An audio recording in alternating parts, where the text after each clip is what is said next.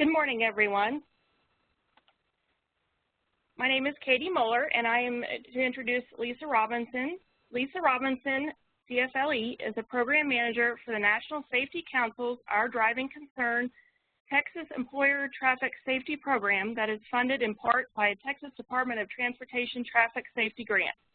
As a program manager, she works with Texas employers to support traffic safety within their safety culture by increasing employers' information on traffic safety issues and concerns, as well as work with employers on implementing employee policies directly related to distracted driving and other traffic safety areas.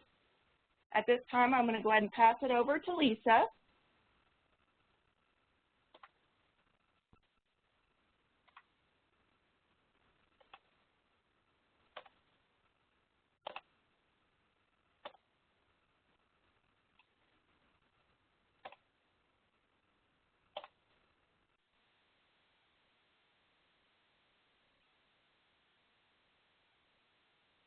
What is important with traffic safety and a company's safety culture? I really want to visit with you a little bit about that.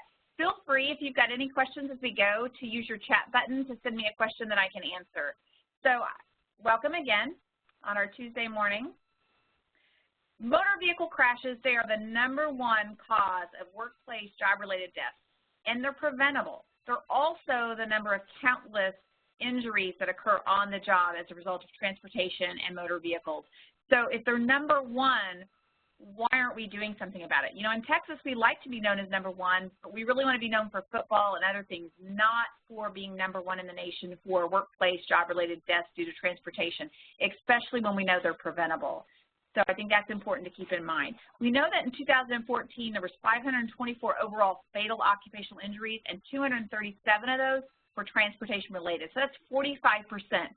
That is a large portion of our injuries that are occurring, and those are fatal ones as a result of transportation. So we have to get a handle on how we change that, how we make a difference. We know in Texas we've got a large state, a lot of miles, a lot of transportation, and we're not simply just talking about those employees that are driving 100% of their job. We're talking about all employees that may be driving. It may be that secretary that's taking the bank deposits. It's all of the employees that may be driving. And in addition to, we care about their on and off the job driving behavior because they're driving to work and from work. So again, I think it's really important to keep that in mind. We know that in 2014 there was an increase of 3.7%.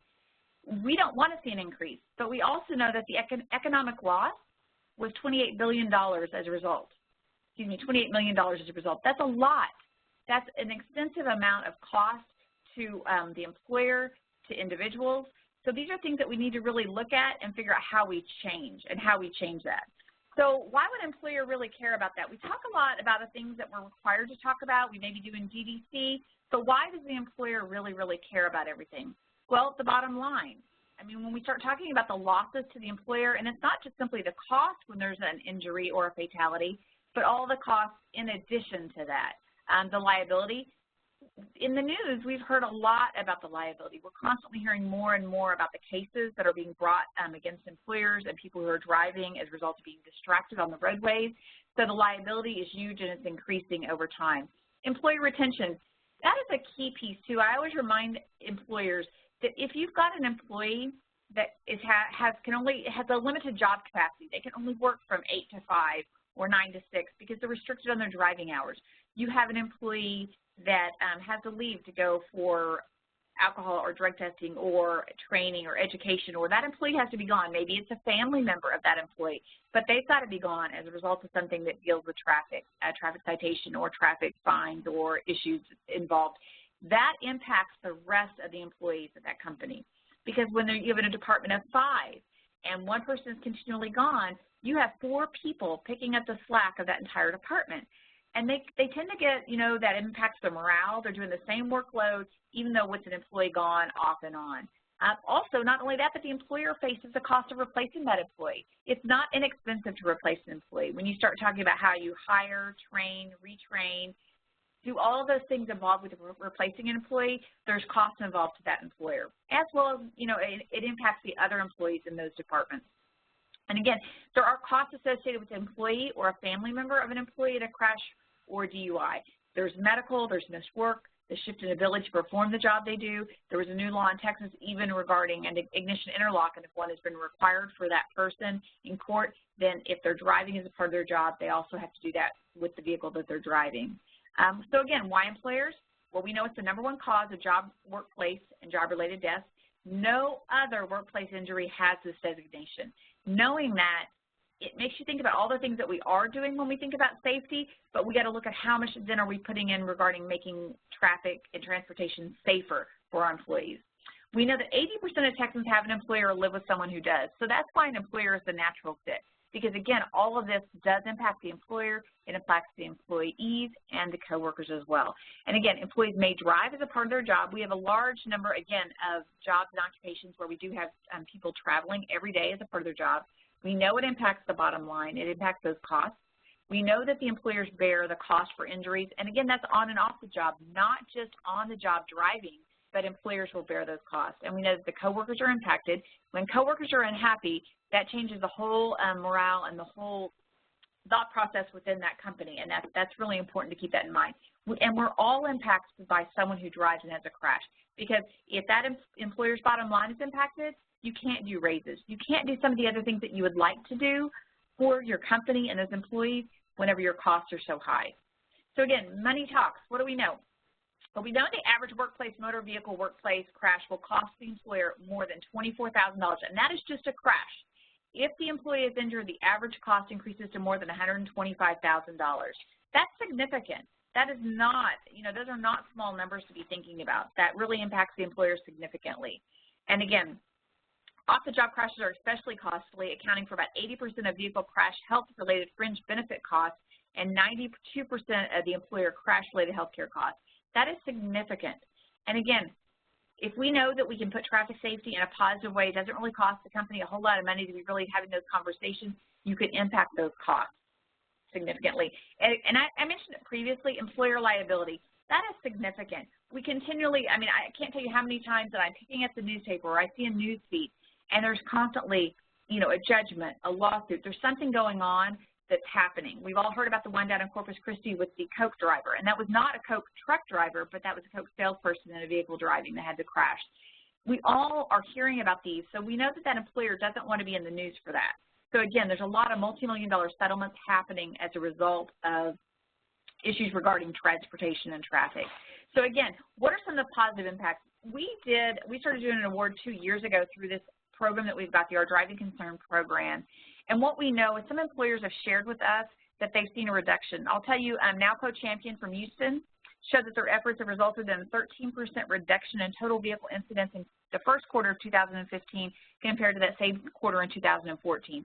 So employers are seeing benefits, and some of them have shared them with us. Spectra Energy in Houston, they've also seen they're experiencing a 50% reduction in preventable vehicle incidents since the implementation of putting traffic safety into the safety culture within their company. They've always, a lot of these companies have always had safety in the forefront, but now they're adding transportation, they're adding traffic, they're adding things that deal specifically with motor vehicles to make an impact on their company's safety in those areas as well. Challenger Drilling as well. They're also seeing an increase in the amount of efforts put with traffic safety and a decrease in the number of incidents as well. Sugarland, they're also seeing a 31% decrease in crash-related claims in fiscal year 2014, and they've had no crash-related fatalities.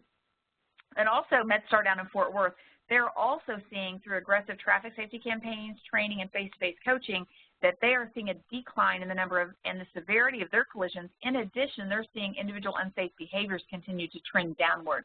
So employers are sharing with us that they are seeing the benefits by putting traffic safety into their safety culture.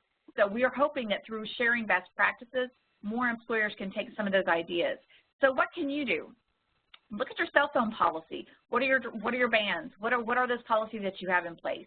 Encourage employees to hold each other accountable. A lot of times an employee will get into a car of another employee, but they don't say anything when they see an unsafe behavior, whether it be a seat belt or using their cell phone or things like that.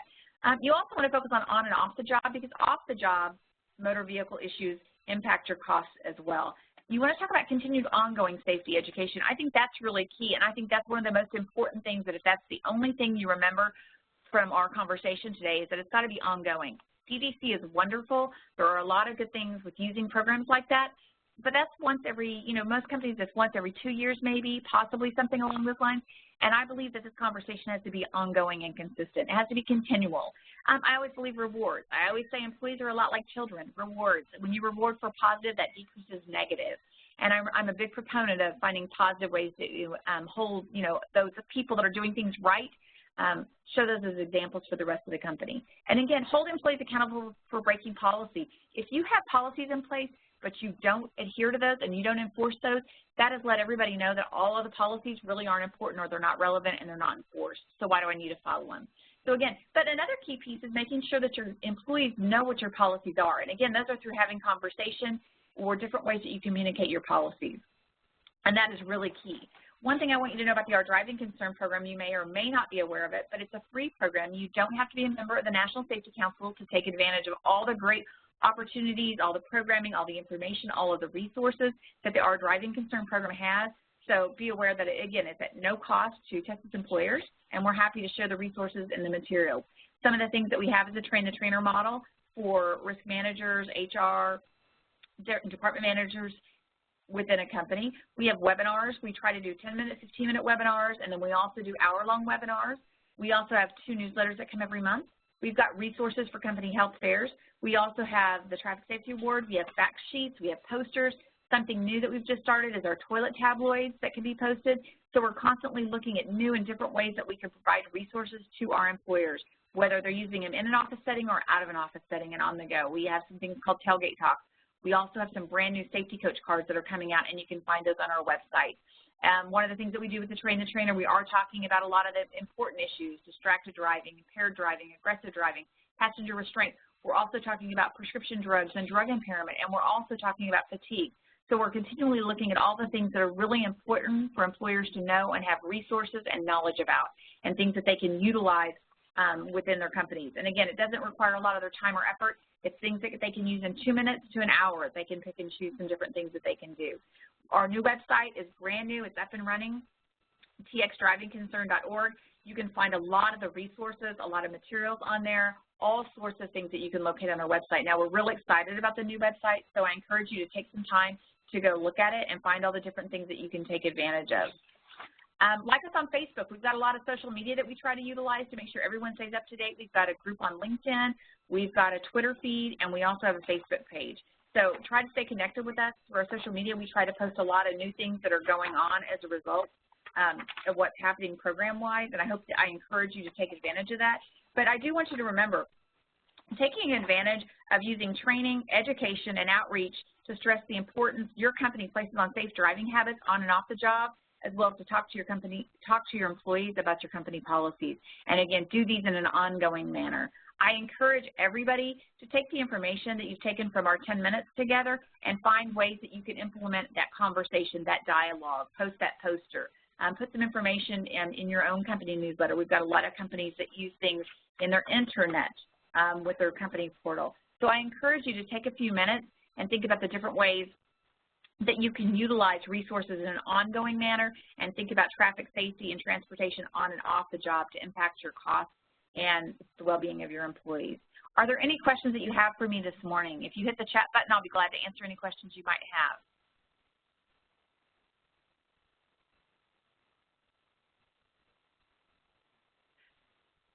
I'm not seeing any questions this morning. I want to thank everybody for giving me 10 minutes of your time this morning.